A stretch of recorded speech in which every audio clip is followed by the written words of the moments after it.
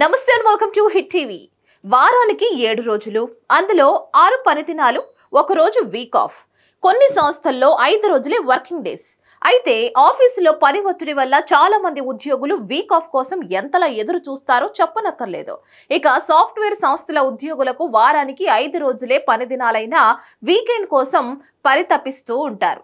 సోమవారం నుండి శుక్రవారం దాకా విపరీతమైన ఒత్తిడి కారణంగా ఆ 2 రోజులు రిలాక్స్ అయ్యేలా ప్లాన్ చేసుకుంటారు. అదలా ఉంటే వర్కింగ్ డేస్ 5 రోజులేంది, 6 రోజులేంది, వారానికి 4 రోజులే ఉంటే ఉద్యోగులకు ఉపశమనం దొరికి పనితీరు మెరుగుపడుతుంది అనేది ప్రపంచవ్యాప్తంగా వినిపిస్తున్న వాదన.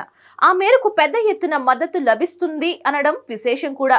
ఇప్పుడు 4 రోజుల వర్కింగ్ డే విధానాన్ని అమలు పరుస్తుంది జర్మనీ కంపెనీలు. ప్రపంచవ్యాప్తంగా కార్పొరేట్ సంస్థలు, ఐటీ కార్యాలయాల్లో వారానికి 5 రోజులే పని దినాలు ఉంటాయి. కొన్ని దేశాల ప్రభుత్వ కార్యాలయాలు కూడా ఇదే పని విధానం అమలు చేస్తున్నాయి.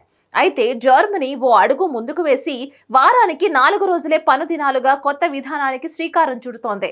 ఫిబ్రవరి 1 నుంచి ఈ విధానం అమల్లోకి రానుంది. వచ్చే 6 నెలల పాటు ఈ పద్ధతి కొనసాగనుంది. జర్మనీ ఈ నిర్ణయం తీసుకోవడానికి బలమైన కారణం ఉంది. జర్మనీ ఆర్థిక వ్యవస్థలో ప్రస్తుతం మందగమనం నెలకొంది. ఇక అదే సమయంలో అధిక ద్రవ్యోల్బణం పట్టిపీడిస్తోంది. ఈ పరిస్థితులపై నిర్వహించిన అధ్యయనం కొన్ని కీలక సిఫారసులకు బాటలు పరిచింది. వారానికి 4 రోజులే పనిచేయడం వల్ల ఉద్యోగులు తాజాగా ఆరోగ్యకరంగా ఉంటారని, తద్వారా పనిలో చురుకుదనం పెరిగి ఉత్పాదకత అధికమవుతుందని జర్మనీ ఉద్యోగ సంఘాలు పేర్కొన్నాయి. కాగా 4 రోజుల పని దినాల విధానాన్ని అమలు చేసేందుకు జర్మనీలోని 45 సంస్థలు ముందుకు వచ్చాయి. ఈ క్రమంలో ఉద్యోగులకు కొన్ని మార్గదర్శకాలు జారీ చేశారు. వారంలోని 4 రోజుల్లో ఉద్యోగులు కొన్ని గంటల పాటే పనిచేసినా గతంలో చెల్లించిన మేరకే వేతనాలు ఇస్తారు.